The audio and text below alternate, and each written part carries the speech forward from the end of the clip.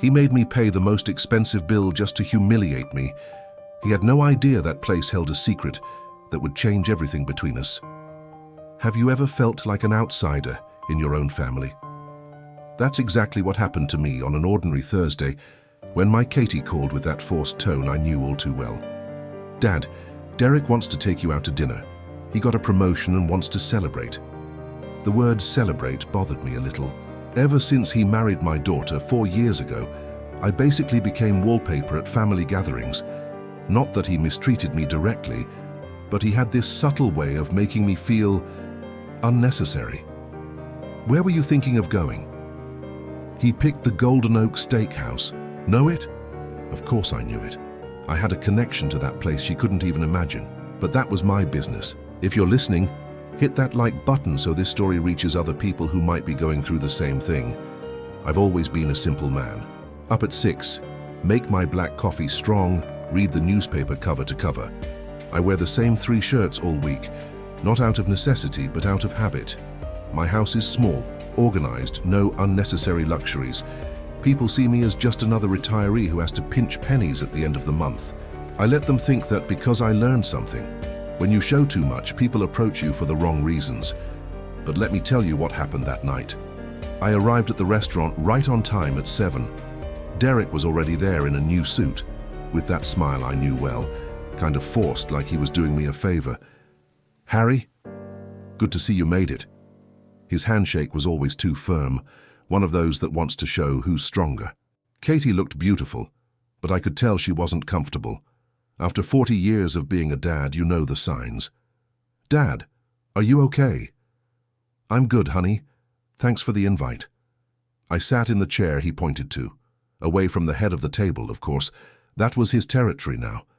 The server approached, a young guy, maybe 30, who I didn't recognize. Good evening. I'll grab you some menus. Don't need them, Derek interrupted. I already know what we're ordering. He opened the menu and started his little performance. Harry, tonight you're going to experience real food. Not everyone gets to eat at a place like this. I felt a tightness in my chest.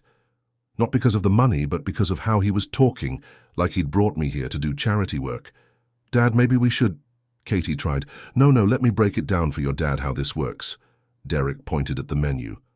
This risotto here? $24. More than a lot of retirees see in a day. I sat quietly, fidgeting with the cloth napkin. I'll have the filet mignon special, she'll have the grilled salmon. He looked at me. And for you, how about something simpler? Nothing too elaborate.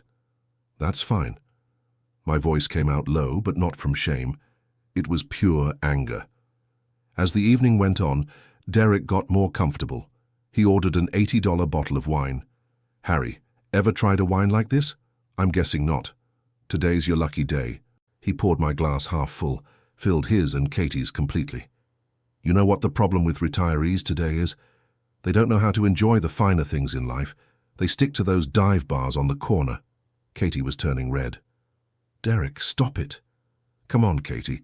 Your dad needs to see how the real world works. Look at this atmosphere. Look at the quality. This is for people who've made it in life. He was getting loud, drawing attention from other tables. Tyler, he called the server back. Bring the special dessert menu. I want to show my father-in-law what a quality dessert looks like. The server looked at me with an awkward expression. This chocolate mousse here, Harry, $12. But don't worry, it's on me tonight. Derek laughed, looking around like he owned the place. I was picking at my food, without much appetite, when he dropped the line that hurt the most.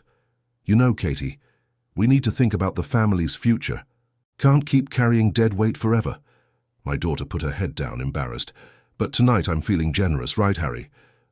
When the bill came, Derek made a show of looking at it. Let's see. Wow, $340. See that? That's more than most people get in Social Security for a month.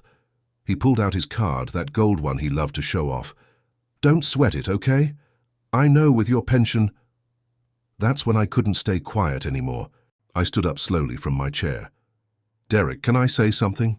Sure, Harry. Thanks for dinner, but I want to pay my share. You don't need to worry about that. I've got this covered. I walked to the front counter where the manager stood, an older man, about 50, who seemed to know the restaurant's operations inside and out. "Excuse me." "Yes, sir?" I pulled out a slightly worn business card from my wallet. "This is my ownership card. I'm partner number 3. The manager looked at the card, then at me, and his eyes widened. "Mr. Whitman?" "That's right." He grabbed a ledger from under the counter, checked something, and immediately stood up straighter. "Mr. Whitman, what an honor to have you here. It's been a while since you visited." The entire restaurant started paying attention to our conversation. "Yeah, Mike. Tonight I came with family." I pointed to the table. "That bill over there, please cancel it for me." "Of course, Mr. Whitman. Right away." He tore up the bill in front of everyone. Derek got up from the table, completely confused. "Sorry, but what's going on here?" I walked back to the table calmly. "It's simple, Derek. I'm a minority partner in this restaurant. Have been for 12 years, 25% ownership." For the first time all evening, he was speechless. "Partner? What do you mean, partner?" "When I retired from the manufacturing plant after 30 years, I started selling homemade spice blends to restaurants in the area.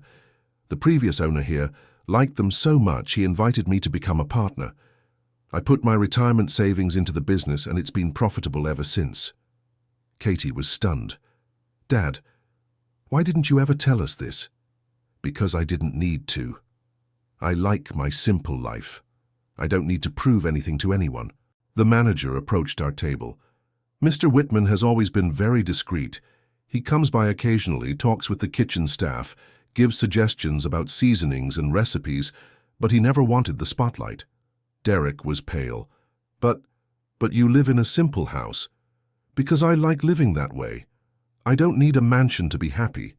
I don't need to humiliate anyone to feel important." I looked at Katie, who had tears in her eyes. "Honey, you've always had a dad who could help when you needed it. I just wanted you to respect me for who I am, not for what I have." The entire restaurant was watching our table. I could have humiliated Derek in front of everyone, could have made him look like a complete fool. But I looked at my daughter and saw she was suffering enough already.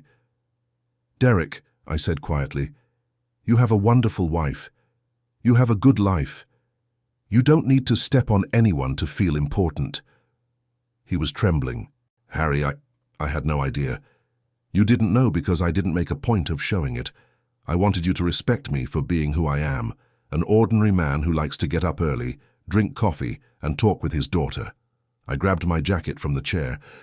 "The bill's already paid, not because you can't afford it, but because nobody's going to pay to disrespect me." Katie stood up. "Dad, wait." "No, Katie, you two need to talk. I'm going home." I left the restaurant and walked to the bus stop. I could have called a taxi, but I wanted to walk to think about what had happened. On the bus, looking out the window, I kept thinking about how many times I'd swallowed insults to avoid problems. How many times I'd let nasty comments slide just to keep the peace. Had I done the right thing all these years? Was it worth staying quiet? I got home, took off my dress shoes, and put on my old house slippers. I sat in my living room recliner and stared at the family photo on the side table. Why do we do this? Why do we make ourselves smaller just to not bother others? It was almost 10:30 when the phone rang. "Dad?" It was Katie, her voice thick with emotion. "Hi, sweetheart." "Dad, Derek left. Said he needs to think about a lot of things. Dad, I didn't know any of this. Why didn't you ever tell me?" I took a deep breath before answering. "Because I wanted you to love me for the father I am, not for the money I have in the bank. But I always loved you, Dad. Always. I know, honey, but sometimes we get lost along the way." She was still crying. "Dad, can you forgive me? I let him treat you that awful way." "There's nothing to forgive, Katie. You're my daughter. You always will be." "Can I come over?" I looked at the wall clock. "Of course. I'll put the coffee on." She arrived 40 minutes later with swollen eyes and messy hair. My 40-year-old girl looked 15 again. We sat at the kitchen table, just like we used to when she was little and had nightmares. "Dad, explain it to me properly. How did you become a restaurant partner?" I told her about the spice blends I made at home after I retired, how I started selling to small restaurants, then bigger ones, how the owner of the Golden Oak liked my work and invited me to invest with him. But why hide it from us? Because I've seen too many families fall apart over money. Son fighting with father, brother fighting with brother. I didn't want that to happen in our house. She held my hand. And now? What's going to happen? I don't know, sweetheart. Maybe it's time for you to really know me. Not the poor old man you thought I was, but also not just the wealthy man, just your dad. Derek didn't show up for a whole week. Katie came to my house every day, worried, not knowing what to do. Dad, he's not answering his phone. I don't know if he's coming back. Katie, he needs time to process this. It's not easy to discover you've been wrong for so long. But what if he can't accept it? What if he leaves for good? I looked at her, genuinely concerned. Then you'll know what kind of man he really is. Saturday morning, he showed up at my door. He had stubble, wrinkled clothes, looked like he hadn't slept properly in days. Harry, can I come in? Sure, want some coffee? No, thanks. I just want to talk. We sat in the living room, him hunched over, fidgeting with his hands.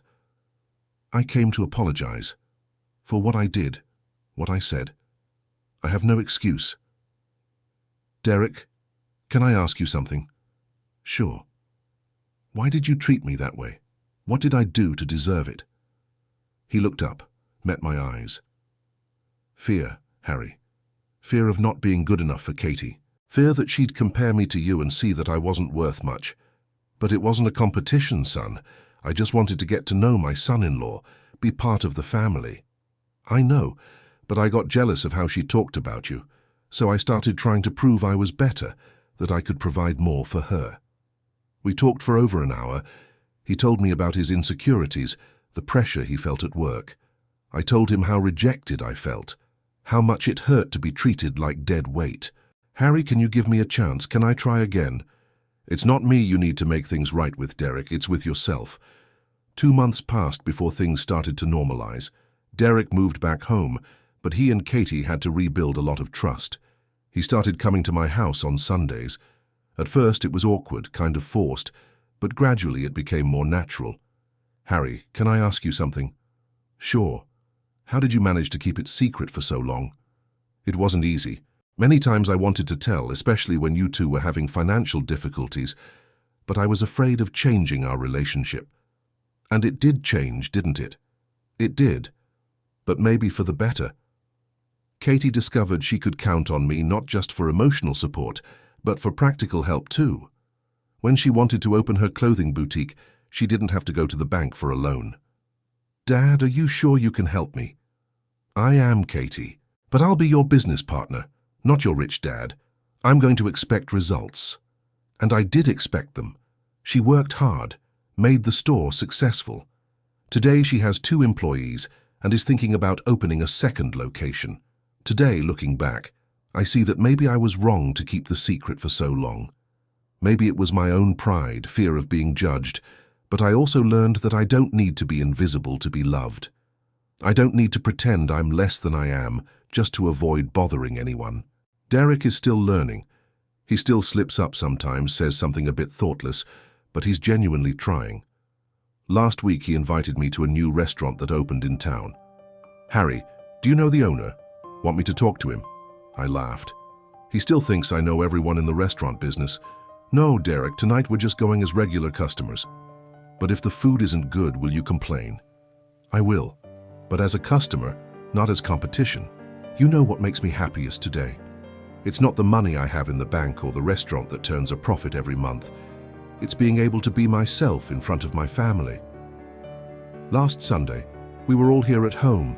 Me, Katie, Derek, and the grandbaby, who was born 6 months ago.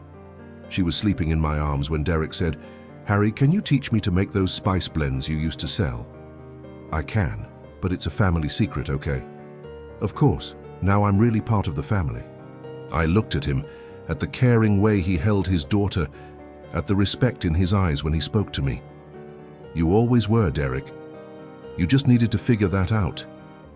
And you listening to this, have you ever had to hide who you really are just to not make others uncomfortable?